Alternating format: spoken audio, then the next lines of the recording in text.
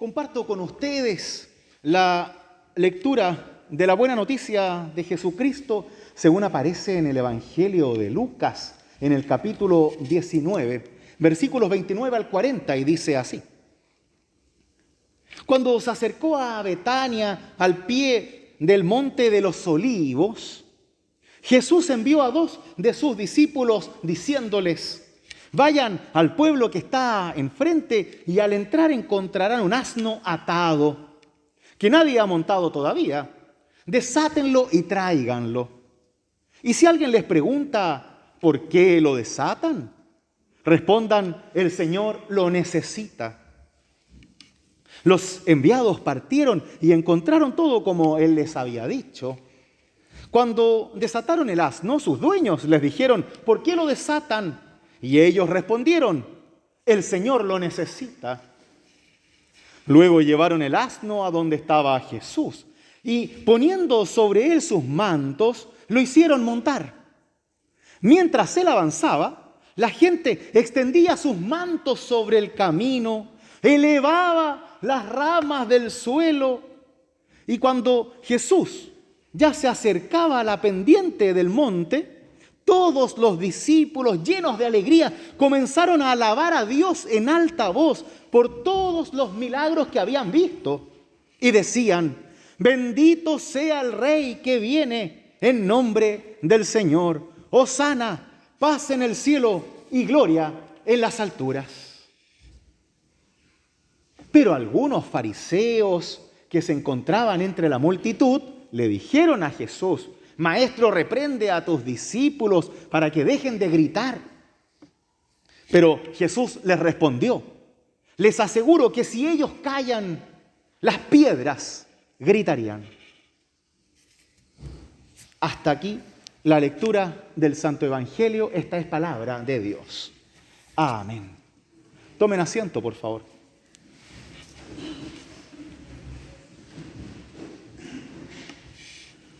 Gracia y paz de nuestro Señor Jesús sean con cada uno y cada una de ustedes. Jesús sube a Jerusalén en lo que será su última semana en este mundo. Sube a vivir su pasión, como lo conocemos en la historia de la iglesia. Sube a llenar de esperanza a un pueblo sin esperanza. Claro, uno dice, va subiendo a Jerusalén, pero ¿qué es lo que significa en este caso Jerusalén? Significa ir a un lugar en donde la sociedad está inmersa dentro de una horrible dictadura del Imperio Romano, llena de abusos, de muerte, de injusticia, en donde incluso los únicos que podían tener un juicio justo eran los ciudadanos romanos, el resto nada. Simplemente desaparecían, se morían, los mataban, golpeaban, humillaban. Y por otro lado, como si fuera poco, no era solamente el ambiente político-social, sino que también el religioso estaba lleno de aspectos abusivos, en donde el templo de Jerusalén estaba tomado por aquella casta sacerdotal que se creía superior a todos, y en donde cuando las personas iban al templo, no sentían una cercanía real con Dios, salvo que pagaran para hacer un sacrificio de algún animal y que a través de ese sacrificio de alguna forma se compren el amor, la bendición, la compañía, el perdón de Dios. Y como siempre sucede, hasta el día de hoy igual, aquellos que más dinero tienen, mejores sacrificios hacen y por eso gozan de mejores bendiciones de Dios.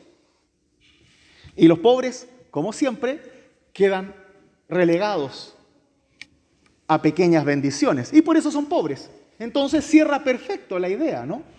Los ricos van a prosperar porque realizan sus sacrificios como corresponde y los pobres, como no pueden, siguen siendo pobres. Y así se perpetúa una sociedad totalmente injusta. Hacia esa sociedad, hacia esa ciudad Jesús sube. Claro, Jerusalén está en la cima de un cerro. Y por eso siempre se sube a Jerusalén. Pero para nosotros esa subida a Jerusalén también es como la elevada de la vida, ¿no? Cuando la vida se nos pone dura y empezamos a sentir que es una subida constante y que vamos perdiendo fuerza y cada vez nos cuesta más. Es como cuando andamos en bicicleta y viene la subida y uno parte de lo más bien y mientras más arriba está de la subida, más te cuesta. Hoy en día existen los cambios, pero cuando éramos pequeños no había cambio en la bicicleta, entonces había que pedalear con fuerza hasta que te quedabas sin aire nomás. La vida es así a veces, ¿no?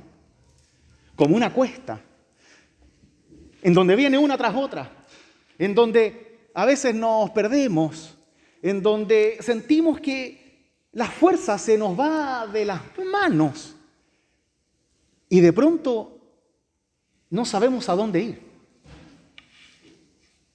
Tenemos nuestras historias, tenemos nuestra fe, tenemos ciertas confianzas y esperanzas, pero hay momentos en donde como que nada te sirve. Porque estás tan cansado, tan cansada que todo se ve cuesta arriba. Así, cuando ven las personas que Jesús sube a Jerusalén, lo entienden como una subida hacia un lugar lleno de injusticias, pero a través de un camino de esperanza. Y la demostración de ese camino es una entrega hacia Jesús en ese caminar. Las personas ponen sus mantos en el suelo, que es aquello que se hacía con los reyes, ¿no? Para que no se ensucien los pies, ya que caminaban sobre tierra, ¿no? La gente recogía del suelo ramas y hacía como lo que hacemos nosotros hoy con las banderas, ¿no? Las movían en señal de alabanza, de saludo, en reconocimiento de que la persona que está entrando, la persona que estamos siguiendo, la persona que estamos recibiendo, viene a ser para nosotros alguien importantísimo para nuestras vidas, viene a ser como nuestro rey. Y por eso Jesús entra en un asno, porque así es como entra 1000 años atrás el rey David a Jerusalén cuando es entronizado también como rey. Jesús emula esa entronización, pero ahora es el pueblo el que reconoce a Jesús y no las grandes autoridades. Por eso lo matan. Porque entra a un lugar en donde se transforma en una competencia para el status quo de la época, en donde se transforma en una competencia para el abuso tanto político, social y también religioso. Y las personas lo siguen sin saber que en poco tiempo más van a tener que abandonarlo porque la cosa se va a poner dura. Porque en solo 5 días más Jesús va a estar puesto en una cruz, sin juicio, sin nada en contra, solo por estar ahí. Nosotros también a veces sentimos que somos crucificados, golpeados, que la vida nos trata injustamente. Pero a veces se nos olvida lo más importante, y es que independiente de la injusticia, del dolor, de la angustia de este mundo, nosotros siempre estamos en este camino hacia Jerusalén, siempre estamos en este camino siguiendo los pasos de Jesús en su vida, porque la vida es una vida real. No sé en dónde nosotros, quizás a través de las películas, pero nos engañamos como pensando que las cosas suceden solas, ¿no? Es como cuando uno ve las películas y las relaciones amorosas, ¿no? Se enamoran y hacen todo y funciona siempre perfecto. Amanecen peinados. Claro, nadie tiene olor a pata. Las personas no van al baño. Es todo perfecto. Las cosas funcionan, es todo rápido. Los protagonistas nunca tienen hambre. No pelean en el trabajo. No tienen que sepultar a gente. Es como todo un sueño, ¿no? Y muchas veces creemos que esa es la vida real, cuando la vida real es una cuesta. Salvo que nos engañemos y no nos importe nada, la vida es una cuesta. Y si no la reconocemos así, la cuesta nos lo va a mostrar a través del cansancio. Cuando nuestras rodillas estén golpeando el suelo porque ya no tenemos fuerza, ahí nos vamos a dar cuenta, oye, sí, en realidad la vida no es tan fácil. Pero lo más importante de esto es que no vinimos al mundo para dar lástima, no vinimos al mundo para andar llorando todo el día porque la vida es dura, no, todo lo contrario. Y eso es lo que hoy celebramos en el Domingo de Ramos. Celebramos que la vida es una pasión. Y no nos referimos a la pasión del enamoramiento, nos referimos a la pasión en donde toda tu vida, toda tu muerte está puesta frente a ti para que así aprendas a vivir y lo hagas con esperanza. De modo que la cuesta de la vida no te quite las ganas de vivir, de modo que los obstáculos, los dolores, la ansiedad, el miedo no te haga retroceder, sino que tú tengas siempre la visión de Cristo para que puedas seguir caminando y que más aún te unas a otros en el camino, que recogen las ramas junto contigo, que ponen sus mantos, que entregan su asno para caminar contigo, para esforzarse contigo, para ayudarte a levantar en cada caída. Porque nuestra vida como cristianos es una vida de esperanza, no es una vida de lástima. Es una vida de esperanza, es una vida llena de visión hacia adelante. Porque, les repito, no vinimos al mundo a dar pena. Y todos sufrimos, a todos se nos mueren personas, todos nos enfermamos. Pero ¿qué vamos a hacer con eso? ¿Vamos a tirarnos al borde del camino para que las personas nos miren y digan, oh, pobrecito? ¿O vamos a tomar la vida con las dos manos? Vamos a caminarla con los dos pies. Vamos a ponernos de pie con todo lo que somos, con el peso de nuestras dudas, errores y decisiones y seguir subiendo. ¿Por qué? Porque Dios está con nosotros. Solo por eso. Porque no estamos abandonados a la suerte. Porque Dios viene a nuestro encuentro precisamente para darnos vida, precisamente para que no caigamos, precisamente para que no nos falte la fuerza. Y sobre todo, para que no sintamos lástima de nosotros mismos, sino todo lo contrario, que podamos levantarnos por un orgullo tan lleno de Dios, que nos haga buscar el siguiente obstáculo, que nos haga buscar el siguiente desafío, porque ahora estoy más preparado, ahora tengo más valentía, ahora estoy más lleno de vida que antes. ¿Por qué? Porque aprendí de mis errores, aprendí de mis miedos y me hago cargo de mi vida. No ando dando pena, ni chuteando piedras, ni mirando paredes.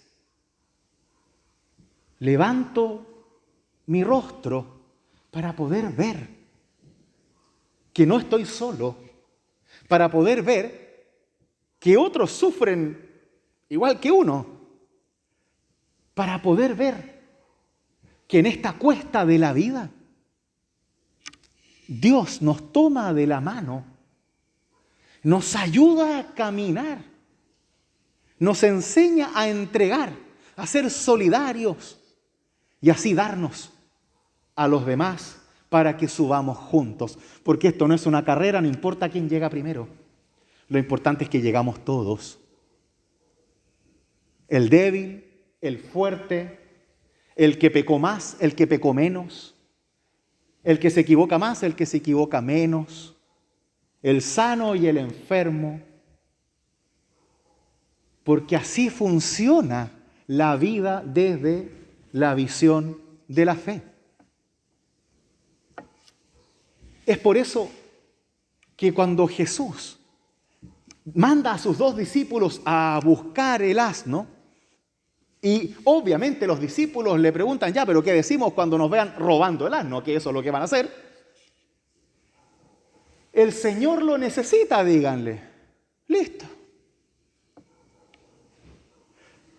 Claro, para nosotros debe ser algo un poco chocante, ¿no? Imagínense que alguien aparece en la puerta de su casa y empieza a abrir su auto, ¿no? Y ustedes le dicen, oye, ¿por qué me estás robando el auto? Y la persona te dice, no, que el Señor lo necesita. No. O sea, lo mínimo que vamos a hacer es pegarle un palo y llamar a los carabineros, ¿no? Pero ¿cuál es el mensaje real de esto? Y es que no tenemos que estar tan atados a las cosas, sino atados a Dios. Y eso no significa que tenemos que darlo todo. No les voy a pedir sus bienes en este momento. Ya vendrá después. Sino que tenemos que entender desde la vida misma que el Señor nos necesita a nosotros. Que el Señor nos necesita vivos. Que el Señor nos necesita de pie. Que el Señor nos necesita hablando. Que el Señor nos necesita abrazando a los demás. Que el Señor nos necesita dando amor. Que el Señor nos necesita para ayudar a otros a subir la cuesta de la vida. Porque el mundo nos necesita. Porque si nosotros no damos, no hacemos la diferencia, entonces solo vamos a llorar junto con los demás. Si nosotros no somos los portadores de esperanza, entonces ¿quién?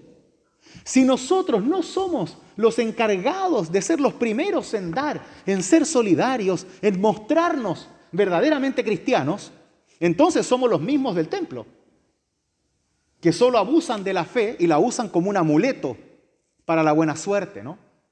Es como cuando las personas están enfermas, claro. Ahí vamos todos a la iglesia, oramos y todo. Si vivimos el milagro, vamos por 2 semanas a la iglesia. Si no vivimos el milagro, solo después del funeral. Y listo.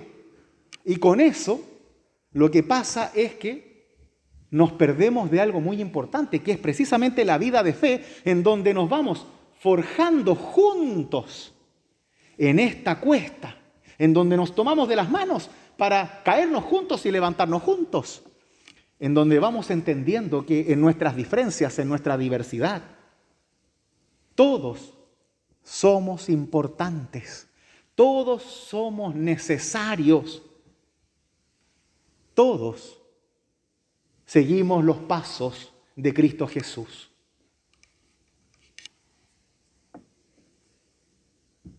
Podemos simplemente ocultarnos del mundo real. Podemos ponernos un cucurucho en la cabeza para no ver el dolor exterior. Podemos cerrar nuestro corazón para no sentir el dolor interior. Podemos negar las dudas, las inseguridades. Podemos incluso hasta creer que no necesitamos terapia. Todos necesitamos terapia.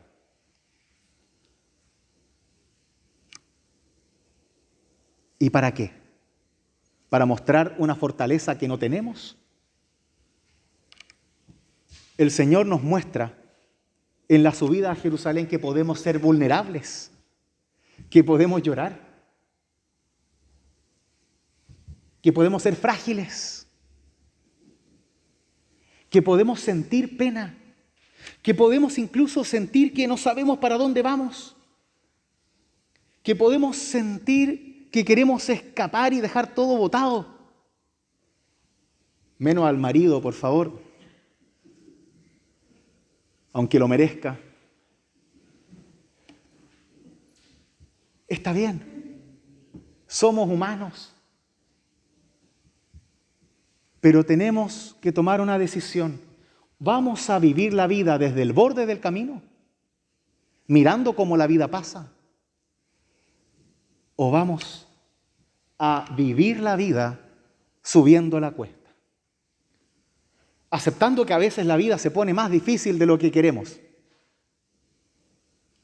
pero aceptando que lo hacemos juntos. Aceptando que Dios está con nosotros en esa cuesta. Aceptando que no vamos a la deriva, sino que seguimos los pasos de Jesús.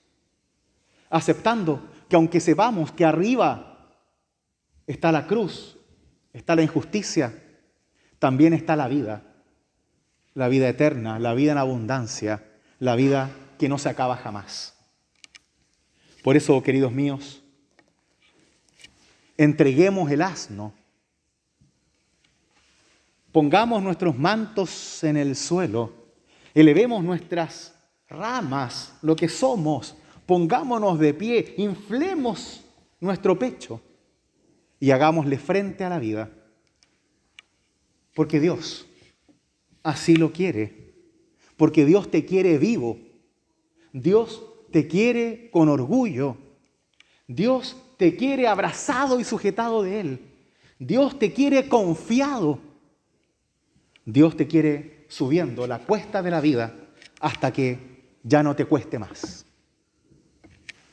Que así sea en vuestra propia experiencia de fe y que sea Dios mismo a través del seguimiento de Cristo, de nuestro compromiso con la fe, con el hacernos cargo de nuestras vidas, quien nos acompañe con su guía y bendición ahora y siempre.